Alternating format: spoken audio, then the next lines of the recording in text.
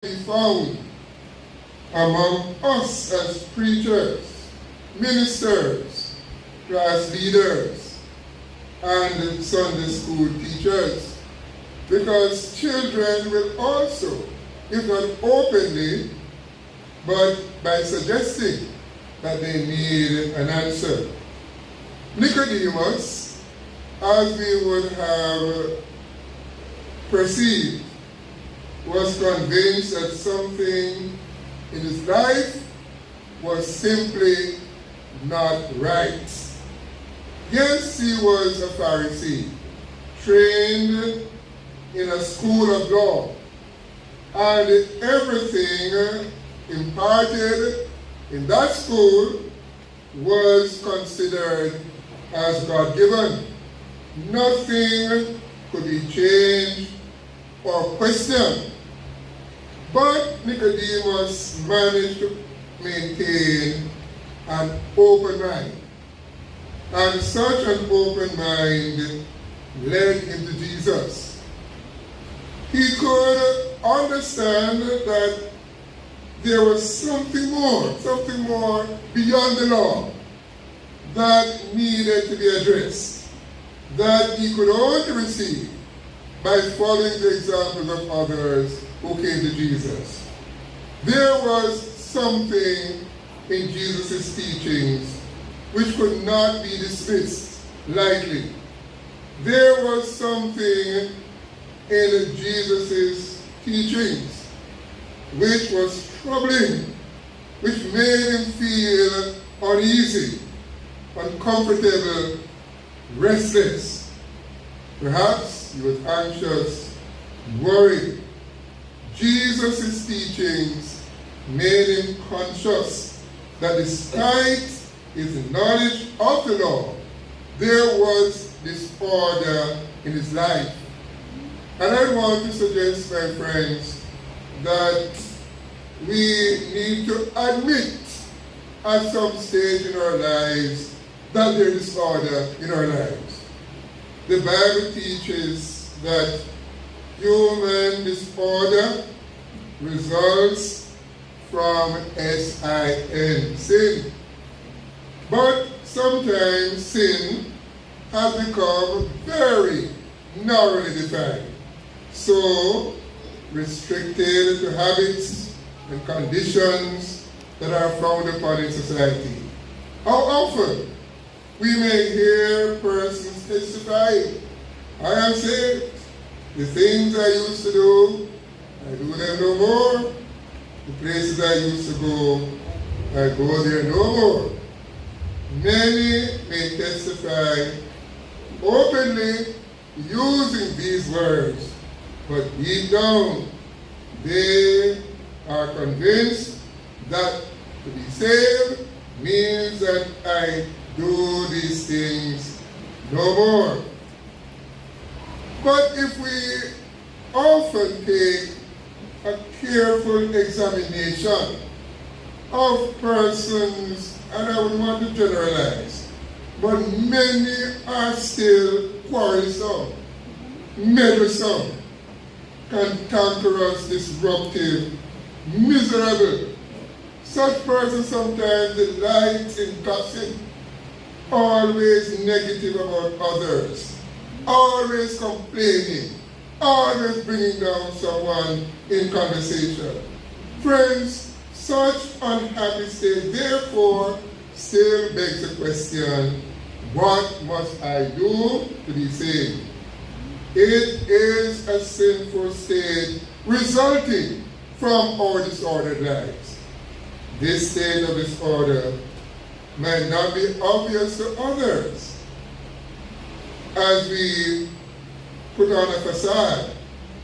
John Wesley wrote in his journal on 24th January 1738, he said, I went to America to convert the Indians, but who will convert me?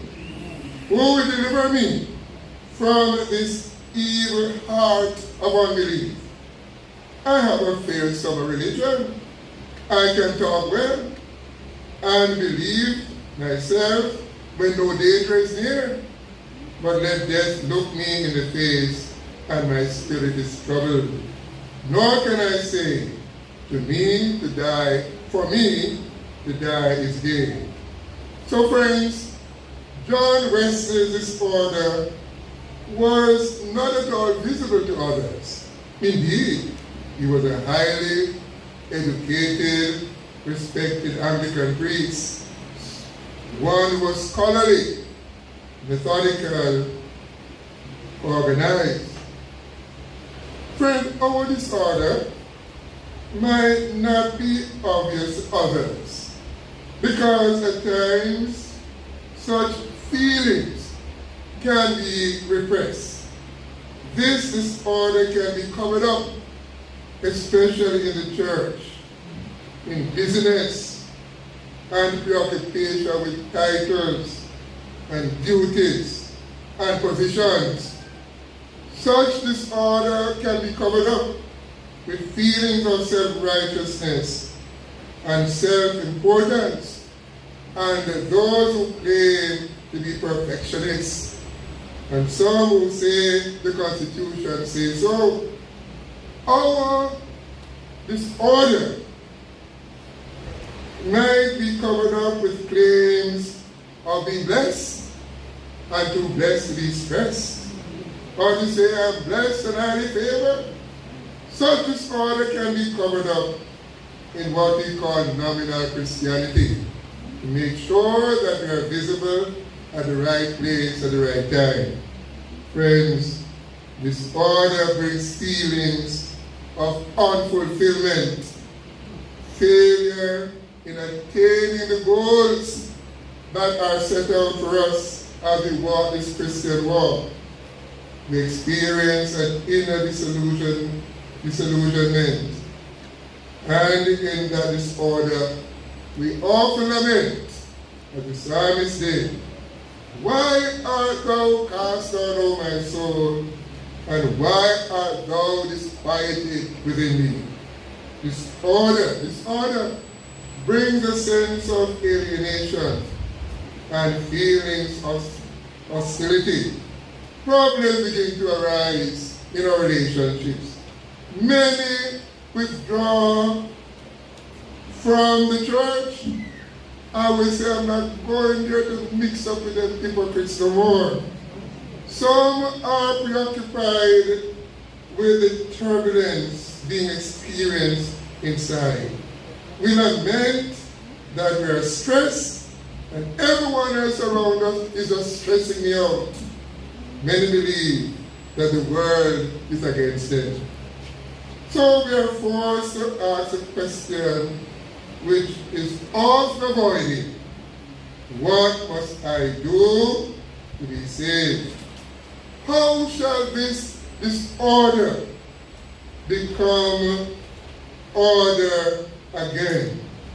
How will the unhappiness be changed to happiness? How shall the inner restlessness cease and be replaced with a sense of peace and stability? What must I do to be saved?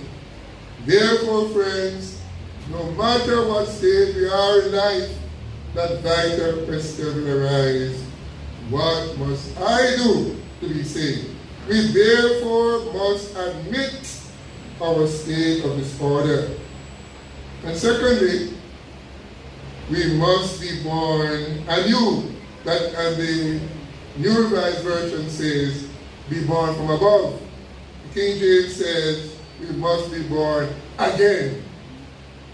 And so as we look again at the story of Nicodemus, Christ declared to him, you must be born from above. Even as Nicodemus expressed his ignorance, the new birth in Christ was able to confront him as the central fact of the disorder in his life. That if a new life is ever to be lived, there must be a new creature, built up in a new fashion. And that is why Paul says, if anyone is in Christ, that person is a new creation. So Christ pleads with us today to be born anew, to be born again, to be born over and over and over. And so Christ is able to begin and to continue in each one of us the transformation into a new personality. Anyone with feelings of alienation, insecurity, uncontrolled anger, guilt, uncontrolled temptation, being fearful of death and judgment, anyone who is suffering from a short fuse, Christ issues another invitation again today. Christ is pleased with each one of us. Come unto me, all you are heavy laden, and I will give you rest. My sisters and brothers, Nicodemus saw that the new birth was impracticable. According to him, he had grown old. He had lost heart. The fight seemed over. He said, how can an old man be born again and enter into a second time in his mother's womb? Nicodemus had become fixed. Though he was searching, he had become fixed. You know, I remember a gentleman